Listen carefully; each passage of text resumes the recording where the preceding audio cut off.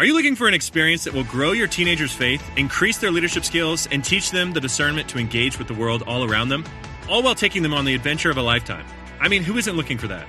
If your teenager loves fun, adventure, and wants to grow in their faith and leadership this summer, then send them to Excel's Summer Leadership Camp. Excel's Summer Leadership Camp is a 12-day experience for passionate young leaders looking to discover God's truth, to discern wisely, and live wholeheartedly.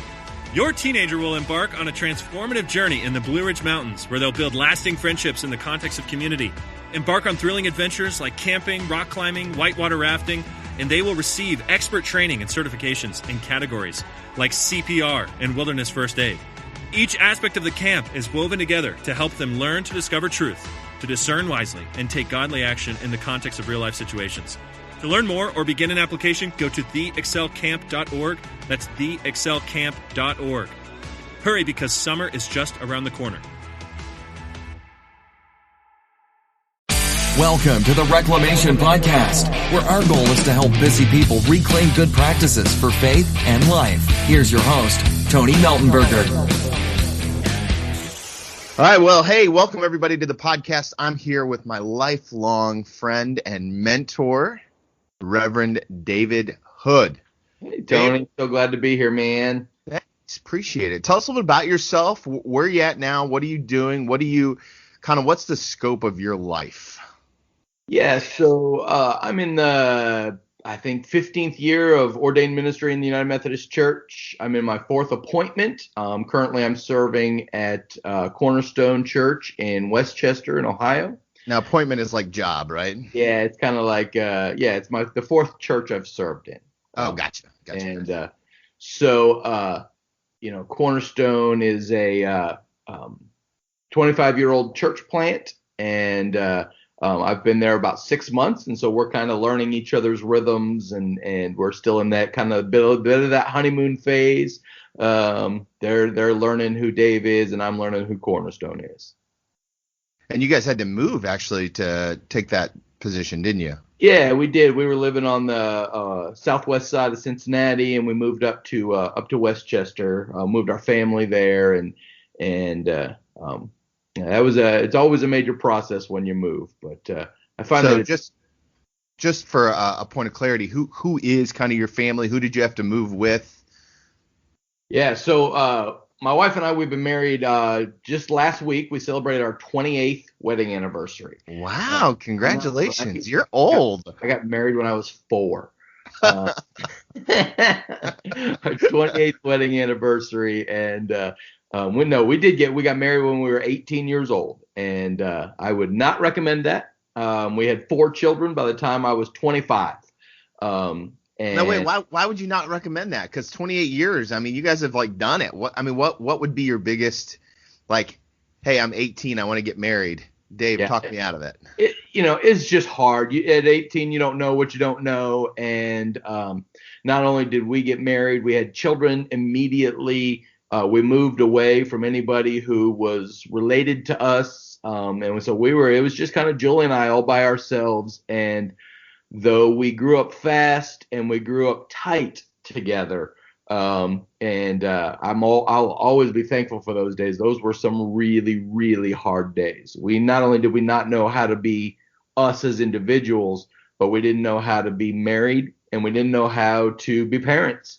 And we were doing all 3 of those at the same time. And it was a real challenge. We Julie and I often say whenever we come to bumps in the road, this is nothing compared to those first 10 years. So our motto is, if we can make it through that, we can make it through anything. Wow. That's great. Yeah. So now the good side of that is now I'm 46 years old and we are empty nesters. All 4 of my kids are off and doing their own thing. My youngest is in college. Getting ready to graduate with an accounting degree. We just put my youngest daughter on an airplane yesterday. She's moving to the UK for a year. That's incredible. Yeah, it's incredible and scary and terrifying and fun and exciting and just this whole mix of crazy crap. Our middle daughter is married. We have 2 grandchildren now. And so our new motto is grandparenting is the reward for not murdering your children. I feel like I've heard that from lots of grandparents, actually. Yeah, it's so true. It's the best. So Julie and I we're kind of dealing with the old empty nest thing, trying to figure that out, trying to make sure. Thankfully, about 5 years ago, a wise person running about 10 years out and ahead of me gave me some great advice. And he said, Dave, life's about to change dramatically when your kids move out. You and your wife need to figure out something to talk about besides work and kids. And so we, about 5 years ago, went through an intentional strategy of starting to date again, and had some rules. We're not talking about kids or work tonight. You're a pretty driven guy. Yeah, a little bit. I know, yeah, right. How did you get to a place where you could go out with your wife and not talk about work? It's really hard because my work is not only my job, it's my calling, it's my identity, it's my life. So we do talk about faith, and we do talk about our experience of one another and of God. But to talk about the details of, hey, yesterday at the office, this stupid thing happened or that stupid thing happened, we just kind of had to put a timeout on all of that and really be intentional about making sure that our lives were bigger than just what we do, but more about who we are. So it was hard at first, and we weren't always really great at it. Sometimes we'd get through the salad and that'd be about it. So what'd you do at work today? But we're getting better at it. I think like everything else, you just gotta work at it, stay focused, and be intentional. That's awesome. So you're 6 months into a new church call. You're a grandfather to two beautiful grandkids. What's the hardest thing in your life to balance right now? I'd say two things. I think for me, one of the hardest things is this whole empty nest deal. I didn't realize I'm a bit of an introvert. I'm a functional introvert is what I call myself. So wait, tell me more about that. What does that mean? Functional introvert. I love crowds as long as I'm in charge.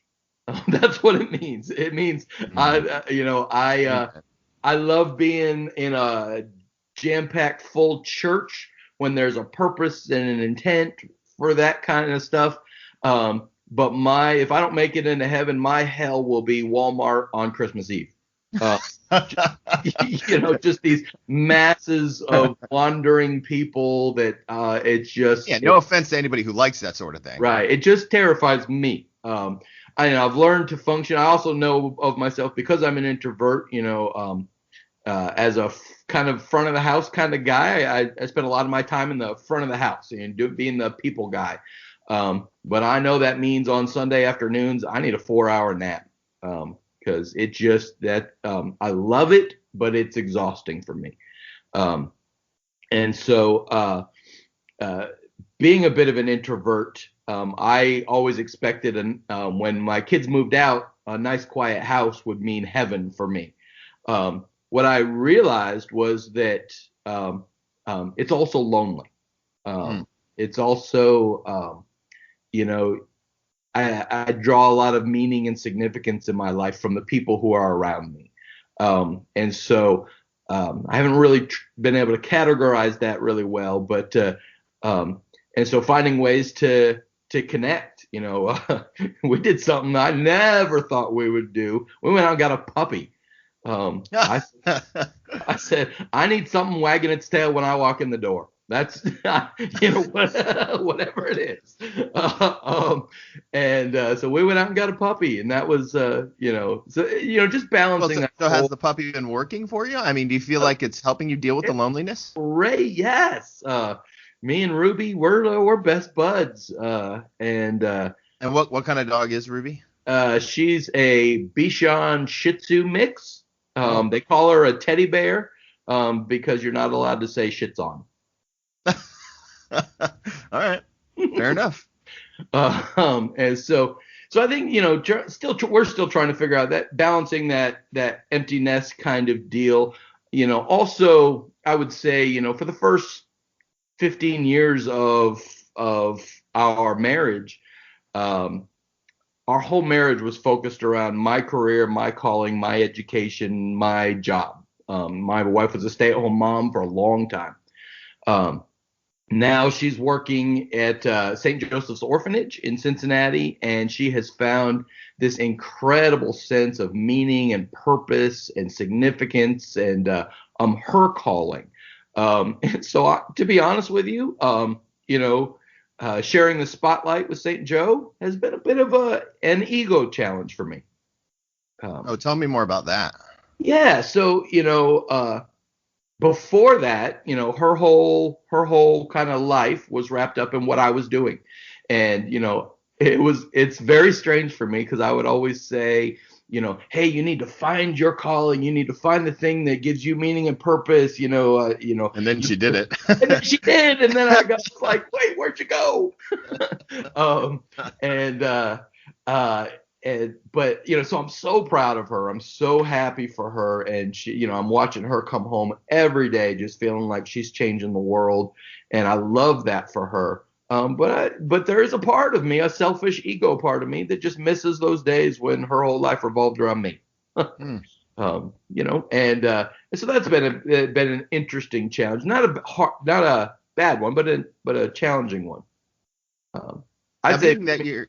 Go ahead. I was going to say, being that you're type A and I kind of a driven guy, and you've got kind of this loneliness thing that could happen at home if you let it, and then your wife's in her calling. What's preventing you from working 100 hours a week? At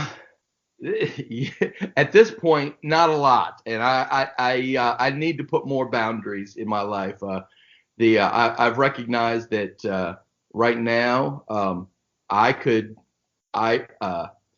what I know about Dave is that Dave is an addict.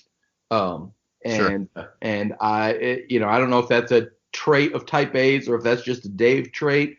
But it certainly resonates with me. Yeah, it's very easy for me to get addicted to anything. Addicted to work, addicted to sex, addicted to alcohol, addicted to, I always say that, I'm addicted to more. And so for me, I have to have some really careful boundaries in my life. You're one of those. I've got some accountability partners who are holding me accountable. I've also learned from some pretty hard crashes and burns in my life how important it is to have some balance in life. And I've been to the bad place, and I don't want to go there again. So that's one thing that I think that fear kind of keeps me from working 100 hours a week. Now, can you see yourself now when you feel like you're sliding into a dark place? I mean, like, what's the difference between now and when you had those hard crashes? I was telling a friend of mine the other day that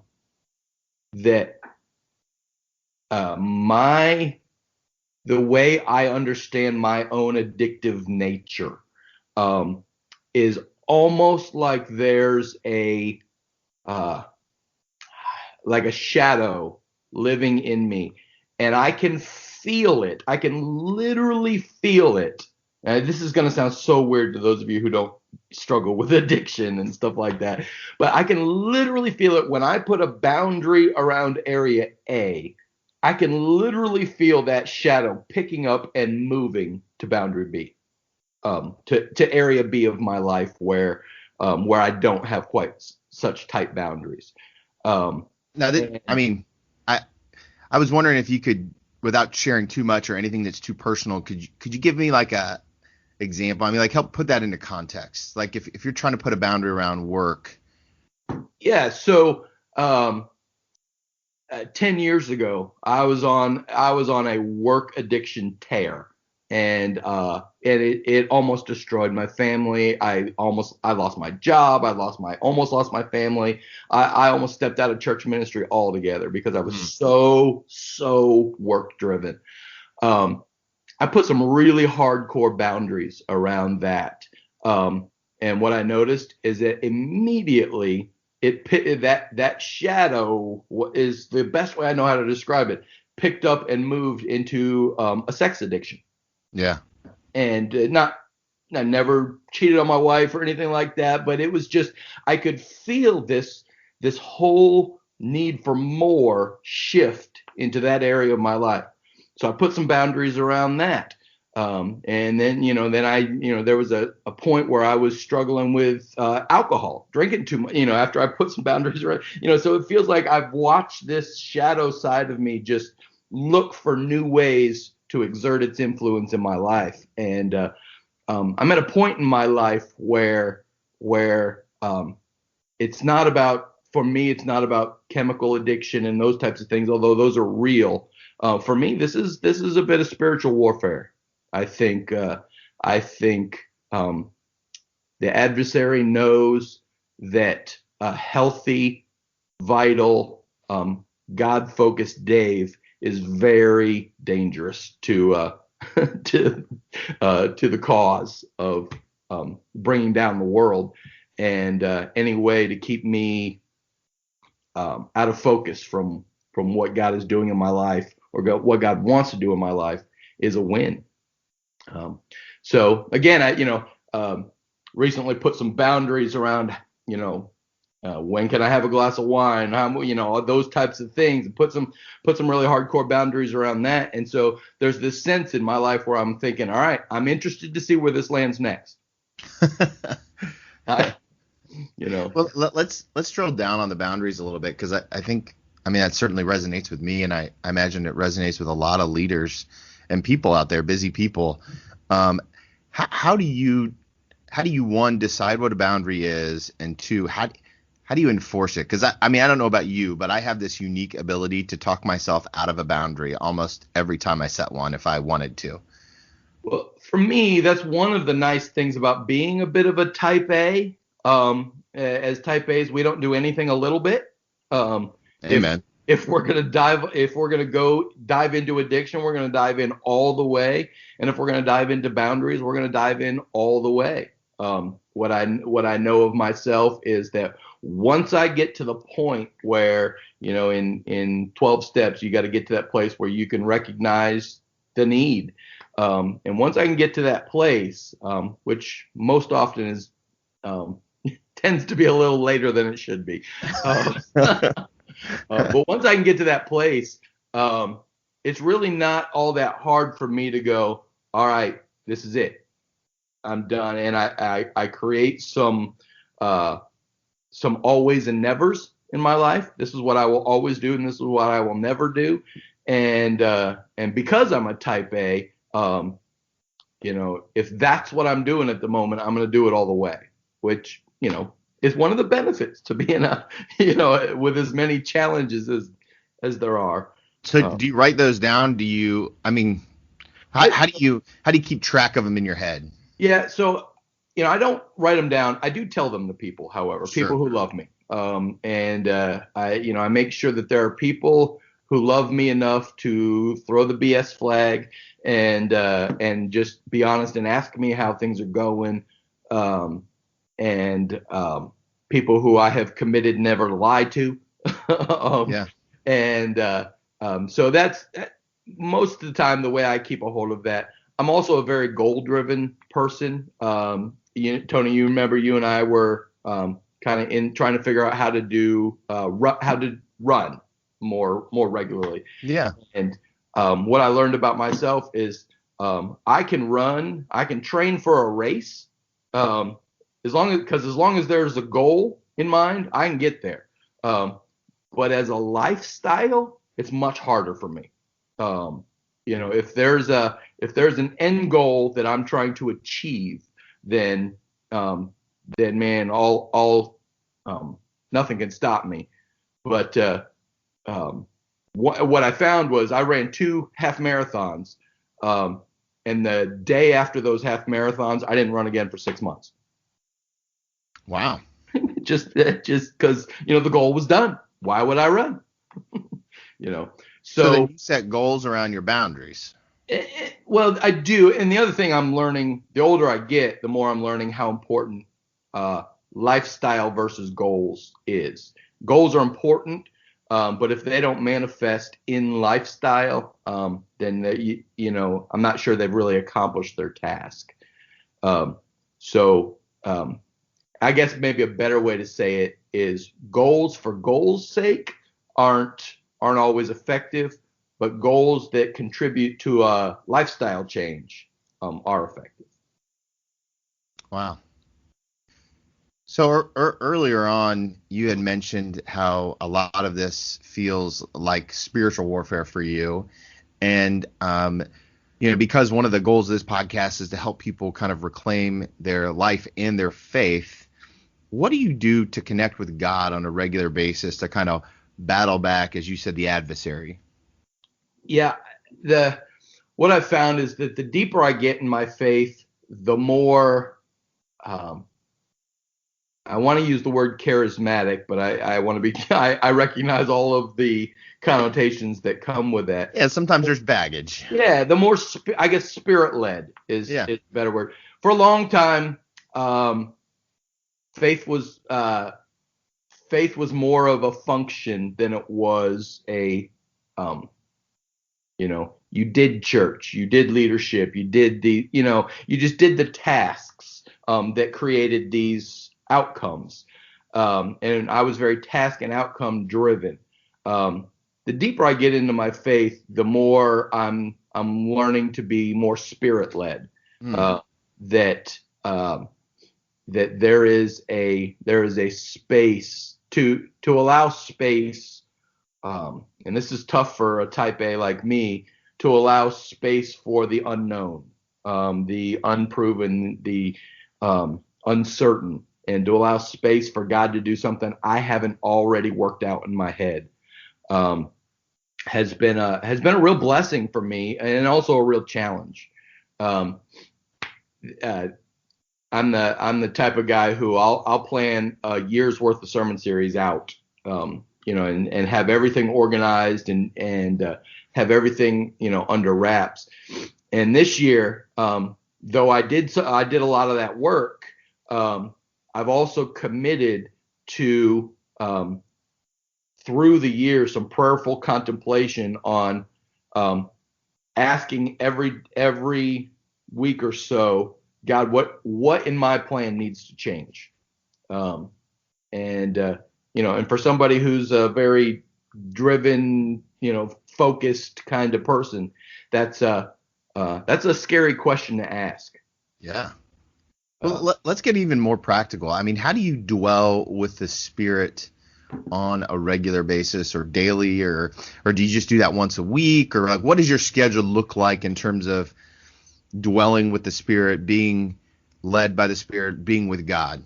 Yeah. So even that for me has shifted a bit. For most of my ministry, my rhythm has been daily, weekly, monthly, yearly. Daily prayer time and scripture reading, weekly Sabbath, monthly accountability connections, yearly retreat renewal kind of stuff. And so again, very task and structure. Right. Yeah. And it works. It was important that I have that rhythm. As I take steps deeper into my faith, the word I hear the Spirit telling me to ask is it possible for Dave? Is it possible for you to allow the Holy Spirit to disrupt your rhythm, even your God rhythms? And that, honestly, that's been really healthy for me, because it's turned my morning prayer and scripture reading from check the box into a real time with God. And it has allowed me to do some things. I've gotten into cooking. I love to cook, and for some reason, that's a real spiritual thing that happens when I'm cooking, and part of it is because my family is recognized that if Dad's cooking, they better get to the house, because good food's on the table. It brings people. Yeah, it fills a number of different holes. But I guess I don't even know how to really describe it because it's so new for me. But for so long, my spiritual disciplines were very structured. Yeah, A plus B equals C kind of thing. Yeah, and so now God is challenging me. Don't throw away your structure, but what would happen if, or what could you do? And so God's really challenging me around next level giving financially through our church and because I've always had a very structured approach to giving and. Right. What would happen if, and also what would happen if you allowed the leaders that you have trained and poured into to actually lead and to make decisions that you don't agree with, and you get on board with their visions rather than making everybody else get on board with yours. And so I feel like I'm in the process of a bit of a renewal place when it comes to my spiritual disciplines. I don't know where they're going to shake out, but I know I'm moving from super structured to more organic. I mean, it sounds like God has you on this incredible journey of about giving up control. Yeah. The other thing is that, for me, I spent some time before I got to Cornerstone. I was in a wonderful church with wonderful people, but it wasn't a good fit for me. And I wasn't a good fit for them. And what I discovered during that time was that I was really struggling to be who God called me to be, because they wanted something else. Yeah. I just had a conversation with one of my board members this morning, and I sent him an email and I said, "Hey man, I'm having this interview later on today. I'm a little nervous about it. We're interviewing a potential staff member and I'm a little nervous about it." And he sent me a text back that said, "Can I give you some advice?" And I'm like, "Sure, always." And his answer was, "Be the winner that you are." He said, "Stop whining, stop second guessing yourself, and go out and make it happen." And there was this moment where I realized, that's who I am. That's who my DNA is. I spent a long time second guessing that DNA because I was in a context that didn't value that kind of leadership. But now I'm in a new place, and I think part of my spiritual journey is just kind of reclaiming who God created me to be.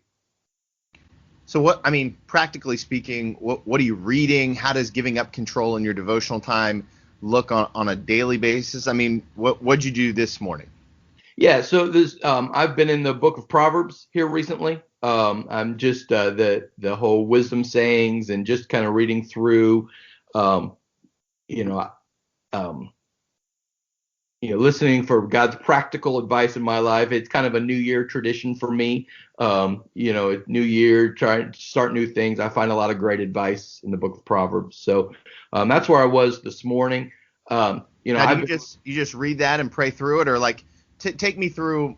Grab a cup of coffee, get into the weeds a little bit on this. Yeah. So I get up. I'm an early morning guy, so I'm up about 5 a.m. First thing I do, I let the dog out. I get some coffee. Me and the dog cuddle in the chair, and we do our devotions together. Same place every day. Yep, in my chair, right there in the living room. We've got. Do you think it's important? Do you think it's important to have space for that sort of thing? I think you're on mute. Workday starting to sound the same? I think you're on mute. Find something that sounds better for your career on LinkedIn.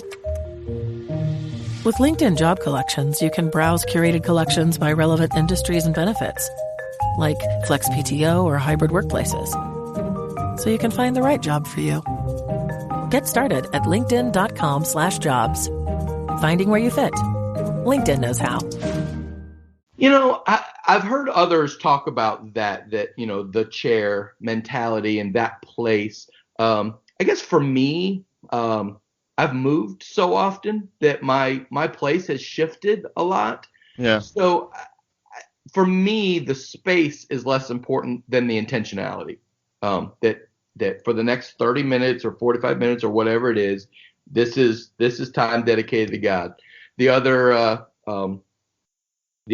discipline I have is that until I've done that, I'm not allowed to read emails or check text messages. And most mornings I see that little green light on my phone and it just eats me alive. And so, but for me, that's been a really good discipline, and and so, I just read through the proverb once, or do you multiple times, or? So I'm reading, I'm doing 30 days I do a chapter a day in Proverbs. Sure. So 31 days, I'm reading through Proverbs, started on January 1st. And I just spend some time reading it. I do a little bit of a Lectio Divina style. I know that's a little nerdy it's an ancient way of reading scripture where, you read it through one time and you just kind of ask, what's that word that's popping off the page to me? Yeah. Then you read it through and you spend a little time meditating on that, praying, why is that popping off the page to me? Then I read it through a second time and I ask, okay, what's the sentence or phrase that I feel like God might be speaking to me through? And then I read it through a third time, and by the third time I'm kind of skimming it because I know what it says by that time. But by the third time, that's where I spend some time going, all right, God, what is it that you're telling me through what I'm reading today? And I've learned to spend 70% of my time in prayer listening and 30% speaking. And so I do sit and just, I've got a little gas fireplace in front of my chair, so I'll sit with the dog on my lap and just kind of stare into the fire and just be silent. Man, it's like a Norman Rockwell painting in your house. It's nice. It's nice. When I'm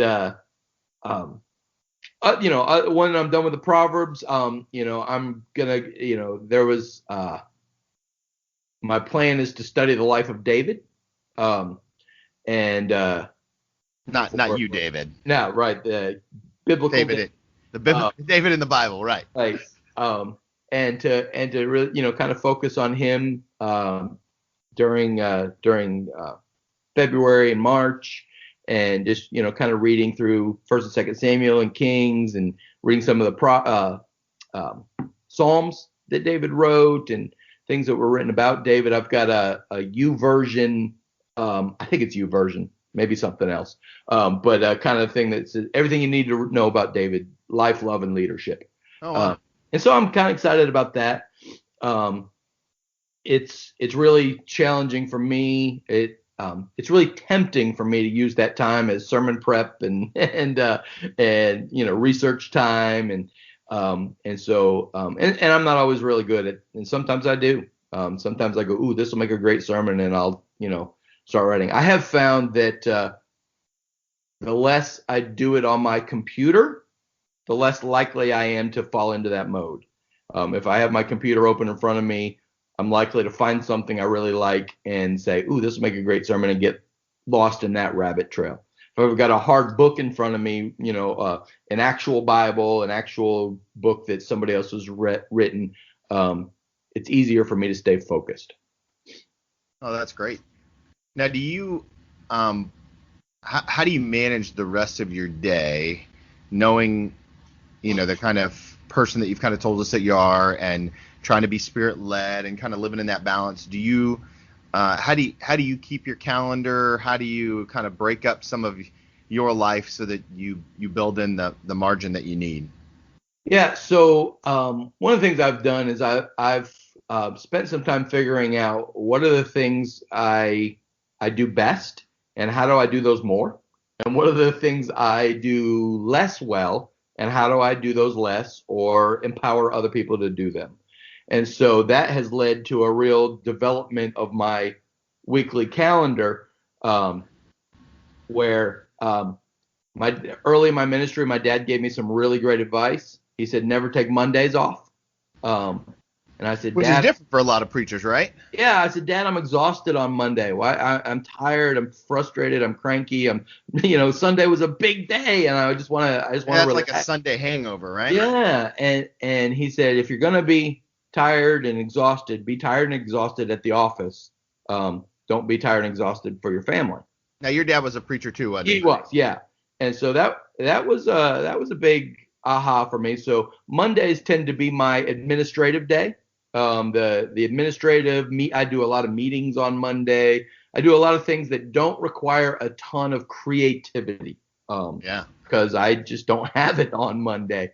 So I do a lot of administrative. I work with we plan out the week on Monday. We wrestle through any challenges that we discovered over last week, and so Monday is really focused on administrative. My day usually starts around 6 a.m. Are you in the office at 6 a.m.? I'm not. I usually start working from home.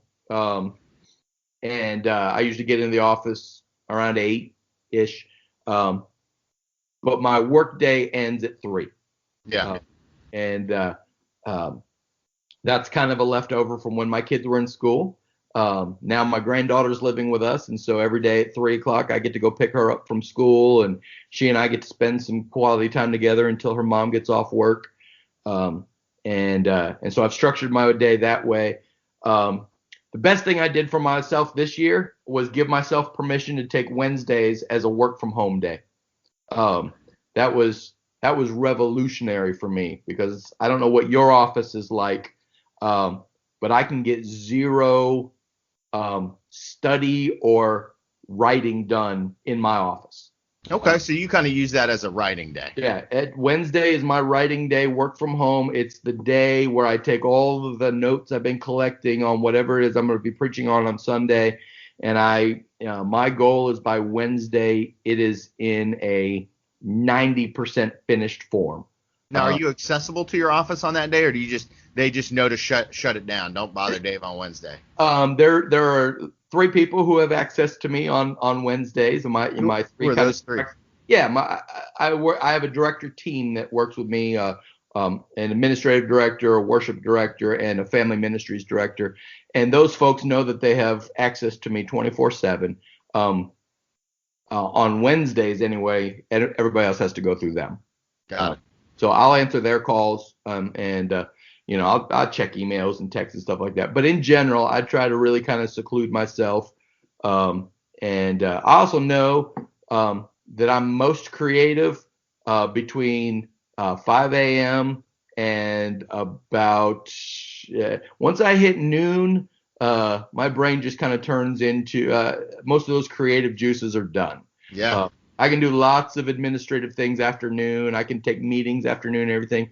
But if I want to be spirit-led creative, that most often happens before noon. So how long did it take you, Dave, to set up that kind of culture where people know not to bother you on Wednesday? How long did it take you to figure out, like if I'm a kind of just understanding this idea of rhythms and work-life rhythm and balance, how long did it take you to figure all that out? Because that sounds genius. So when I first got to Cornerstone, it was a brand new church. I don't know their rhythms, they don't know mine, and we're trying to figure each other out. So I'm in the office every day, just trying to figure out what's going on, who does what. Because you've only been there 6 months, right? Right. And about 3 months in, I recognized that I was being forced to write because of all the things that were happening in the office. There's always this person popping in or that need popping up or whatever.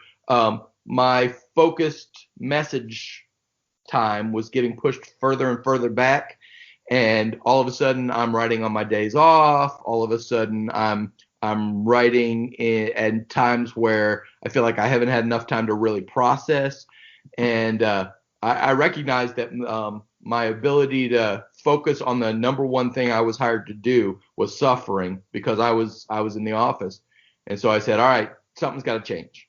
And so about 4 months in, I went to our staff and I said, hey, listen, guys, I do a lot of things around here, but the most important thing I do is preach. And I need to create some time to make that excellent. And so we moved 2 meetings, and we shifted a bunch of things. And so now, so it took me 4 months to figure that out in a new setting. But that's also based on, 15 years of learning my own rhythms and how a message comes together for me. Now you're the boss, so that makes that goal a little bit easier.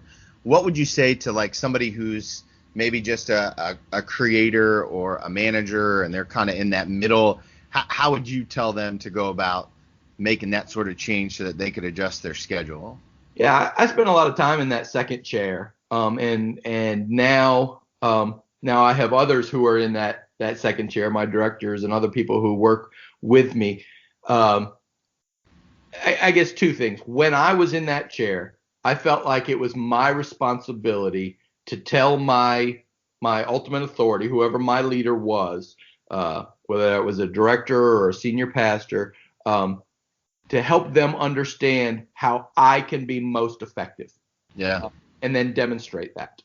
And so I remember I was working at a large church, and it was kind of a big machine, and everything had its place. And I remember my wife had Thursdays off, and so it was really important for my marriage to take Thursdays off with her. But that was not the rhythm of that, the way things worked, and I was not the boss at that time. And so I had to spend some time doing some lobbying and helping those who were in decision-making places around me, saying, listen, what you don't want on your team is Dave with marriage problems. Right. That's what you don't want. Right. And most leaders don't want anybody on their team with marriage problems. Right. And so I advocated, and I'm thankful that I had some leaders around me who saw that Dave can be at his best for our team if we're willing to shift some things. Because of their example, I try to be that leader for my team. And so right now we're in first 2 weeks of January, I'm doing one-on-ones with all of our staff. And one of the questions I'm asking is, how can I be a better partner to you as you lead and direct your ministry area? What can I do? What can I do to help you? What systems or structures do I need to help you build in order for you to be the excellent leader God's called you to be? And I see it as my role to listen carefully to that and to be willing to go. I just had a conversation with our worship director the other day. His wife works noon to 8, and he's in the office at 9 a.m. And I said, why are you here? Why have you not shifted your schedule to noon to 8? Well, we have a couple of morning meetings. I'm like, then you walk into my office and say, hey, Dave, is there any way we can move these morning meetings to noon? And the answer is yes. And so next week we've shifted those meetings so that, because I know I don't want a worship leader with marriage problems. Right. So now, how do you incorporate fun into your life in terms of, we've kind of hit the spiritual side, we've hit the work side. How do you get fun? Yeah, I think anybody who knows me knows that you bring the party with you. I don't do a lot that isn't fun. If it isn't fun, I'm probably not doing it very long. Right. You know that from trying to teach me how to run. Amen. I believe that when you are in the center of God's will for your life, it is both rewarding and meaningful, but it is also fun. One of the reasons I shifted positions from one church to another was because I came to the conclusion I'm just not having fun. Yeah. And so there's a whole fun element to work. I've also learned that I need to be, as a potential addict, I need to be careful not to let work be my only fun. And so, I've been really getting into this whole cooking thing. For me has been just incredibly fun. My favorite thing is to go on, Google, find some recipe that I've never seen or heard of before. Go buy some ingredients that I've never, cooked with before, and, make this creation that my family goes, oh my God, that's amazing. I do the same thing when I order pizza. Yes. Try this new ingredient. It's delicious. So for Christmas we got an air fryer and one of those stand mixers and stuff like that, because my kids know that's how I have fun. Sure. And so that's been good. I think also I just need people who I can laugh with. I try never to take life too seriously. I am very driven and I am very focused, and I think what I do is a matter of life and death. But I think it is also a matter of demonstrating that when God is at there, a sense of joy. That part of my role as a leader, a Christian leader, is to demonstrate that joy, not just happiness, but joy, is a part of the fruit of the Spirit. That's awesome. So we're early in 2019.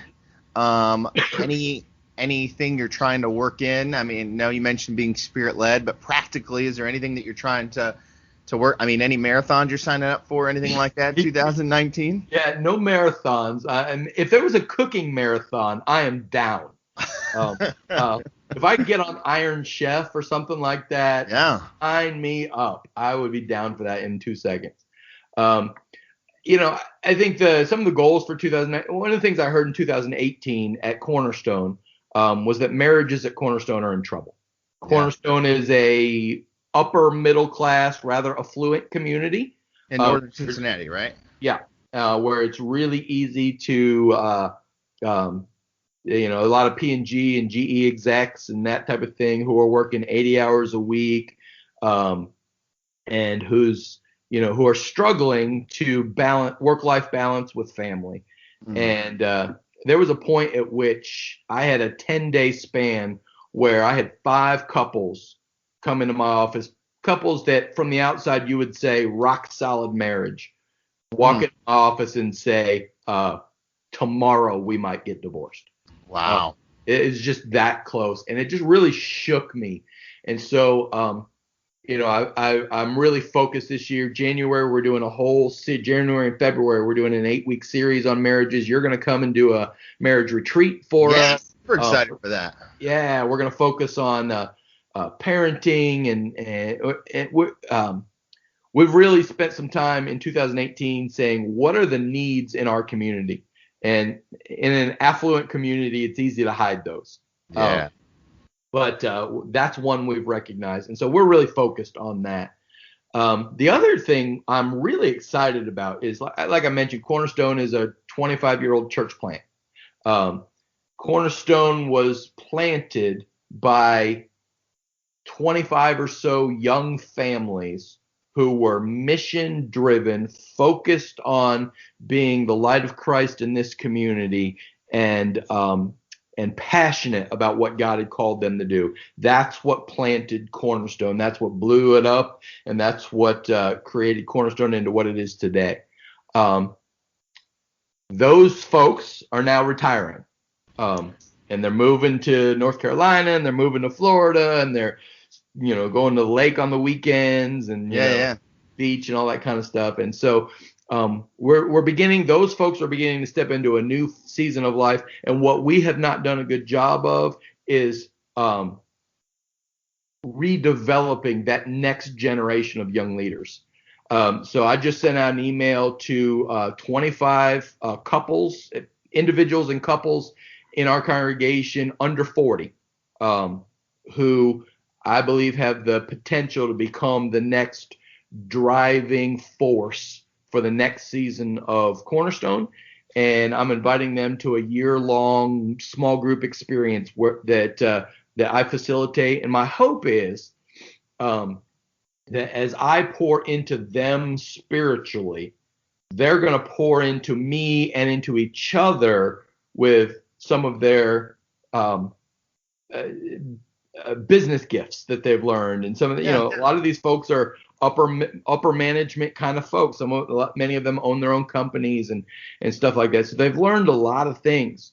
They're entrepreneurs, and I was just talking to my worship leader yesterday about time management, and I told him, I said, you need to be a part of this group so that you can learn from some of these other young leaders who have figured some of this stuff out and learn their secrets and that type of thing. So I'm really excited about that. I think my understanding after 6 months of Cornerstone is that Cornerstone is, after 25 years, is started as an incredibly focused, mission-driven organization, and then 25 years created some scope creep, and they are hungry to refocus. And so in March, we're going to do what I call an identity discovery process, where we really re-dig into who are we, who is God calling us to be, our mission, vision, and values. And then this fall kind of relaunch the church. And my hope is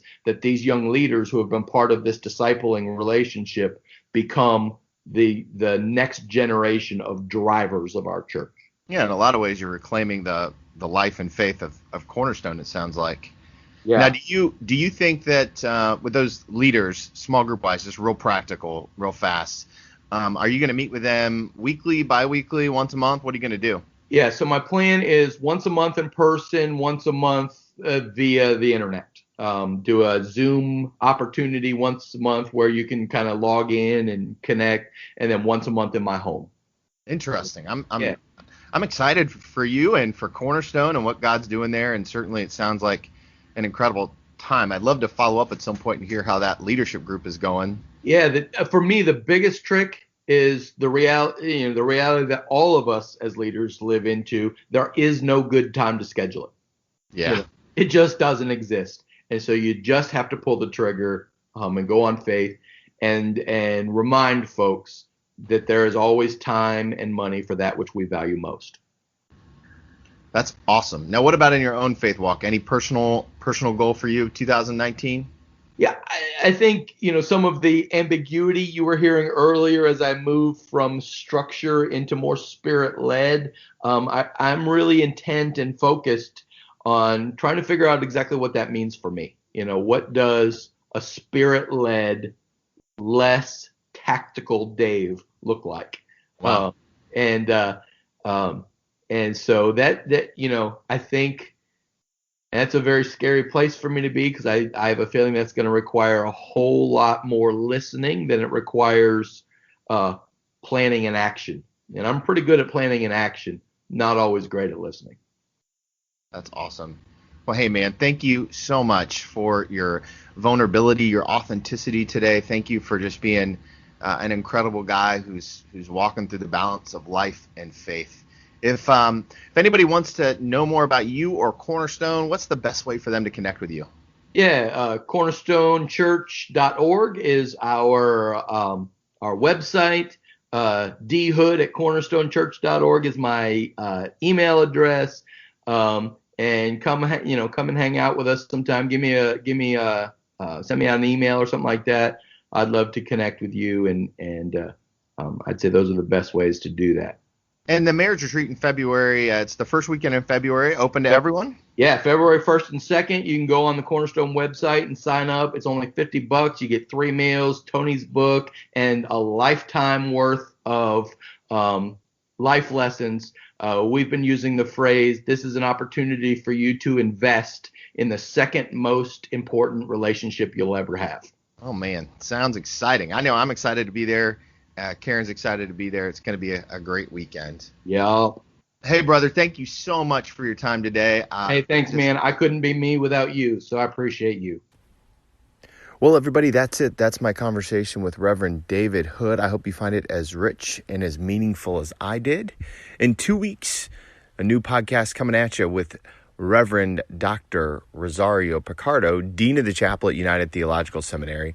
And Ross has an interesting story because he's bivocational, pastor, dean, author, coach. And we're going to dive into how he looks and operates with so many different hats. Hope you'll join us. Hope you continue to subscribe and be a part of the Reclamation podcast. Like what you heard? Please take a minute to rate and share so others like you can find good practices for faith and life.